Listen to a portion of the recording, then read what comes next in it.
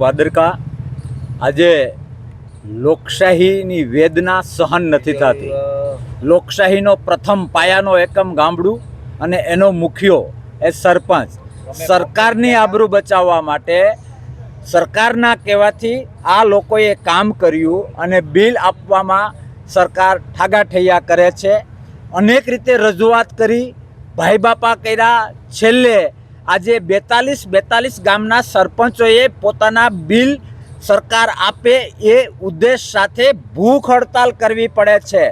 લોકશાહીમાં કરેલા સરકારી કામમાં બિલની ઉઘરાણી માટે જો આ કરવું પડતું હોય તો ક્યાંક ને ક્યાંક લોકશાહીની આવતીકાલ સંકટમાં છે. તમારા માધ્યમથી સરકારને કહું છું કે થોડાક માણસ થાવ. આ હજી એકડો ઘૂંટાણો છે. ગણતરીની કલાકો કે એકાદ બે દિવસમાં જો એ બિલ પે નહીં કરો તો તાલુકે ગામડેથી સરપંચો નીકળશે આ લોકોના ટેકામાં. અને ફરીથી કહું છું કે જે સરકાર સરપંચના બિલ નથી આપી શકતી એ લોકોની વેદના શું સમજી શકવાની છે? લોકશાહીના નાગરિકોની વેદના શું સમજી શકવાની છે? તમારા માધ્યમથી ફરીથી સરકારને કહું છું કે લગ્નના લાડવા દાળામાં ખવડાવો એ સારું ન કહેવાય. સમજી જાઓ, લોકો ખૂબ શાણા છે. સત્તાનો આનંદ લો.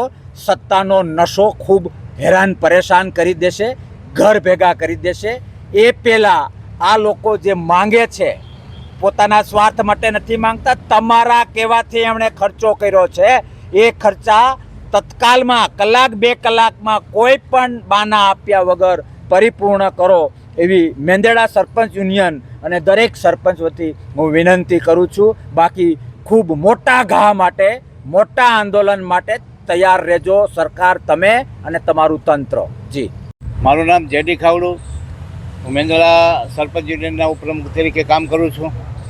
આજે છેલ્લા 3 દિવસથી અમે અહીંયા ભૂખ હડતાલ ઉપર ઉતરેલા છીએ. અમારી 2 માંગણીઓ છે.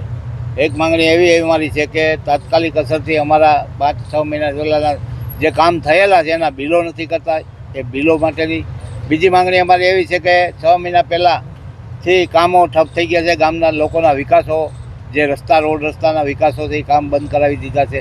એના અમને તાત્કાલિક એસ્ટિમેટ તૈયાર કરીને આપે. આ 2 માંગણીઓની અમે છેલ્લા 5-6 મહિનાથી સતત માંગણીઓ કરીએ છીએ.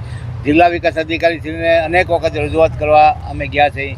ધારાસભ્ય સાથે આવેલા છે, જિલ્લા પંચાયતના પ્રમુખ આવેલા છે, જિલ્લા પંચાયતના સભ્યશ્રી અમારી સાથે આવેલા છે, તાલુકા પંચાયતના પ્રમુખો અમારી સાથે આવેલા છે. પણ આ તંત્ર બેરું અને આંધળું બેરું તંત્ર અમારું કોઈ સાંભળતું નથી. અંતે અમે 18/5/2026 રોજ અલ્ટિમેટ આપ્યું હતું. આજે 18થી 19 ને 20 3 દિવસથી અમે ભૂખ હડતાલ ઉપર છીએ અને અમારી માંગ સંતોષવામાં નથી આવતી. હવે તંત્રએ નવું શસ્ત્ર ઉગામ્યું છે કે તમારા કામોની તપાસ કરવામાં આવશે, એનું રિપોર્ટિંગ કરવામાં આવશે. આ ખોટી બધી દોડવાની વાતો છે. કામ અમારા કાયદેસર 100% થયેલા છે. જે એસઓએમ આપી અને બિલો ટીડીઓ સુધી પહોંચાડેલા છે. પૂર્વ ચાલુ ટીડીઓએ એસઓએ એવું કીધું કે અમે તાત્કાલિક કામ નહીં કરી શકે. તમે પૂર્વ એસઓને કહો તો ડીડીઓશ્રીએ પૂર્વ એસઓને 15 દિવસનો ઓર્ડર કરાવીને બિલો કમ્પ્લીટ કરાવી અને તૈયાર કર્યા. તો તે વખતના ટીડીઓ રજા ઉપર જઈ અને અમારા બિલોમાં સાઇન ન કરી. એનકાન પ્રકારે ટૂંકમાં કહું તો તંત્ર અમને હેરાન પરેશાન કરવા માટેનું કામ કરી રહ્યું છે, સિવાય કોઈ કામ કરતું નથી. એટલે અમારી માંગણી છે કે તાત્કાલિક અસરથી અમારા બિલો થાય ને અમને નવા કામોને એસ્ટિમેટ આપવામાં નહીં આવે તો અમે તાલુકા પંચાયતે તાળા મારશું, રોડ રસ્તાઓ રોકશું અને અમારું આંદોલન કાયમી માટે જલદ ચાલુ રહેશે. માં motor driving, safe and sure driving.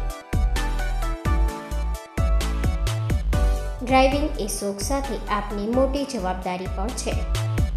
અમારા ઇન્સ્ટ્રક્ટર દ્વારા સચોટ અને સરળ માર્ગદર્શન. આપની રોજની તાલીમની માહિતી મેળવીને શું અધુરાશ છે એના ઉપર પૂરું ફોકસ કરાય છે.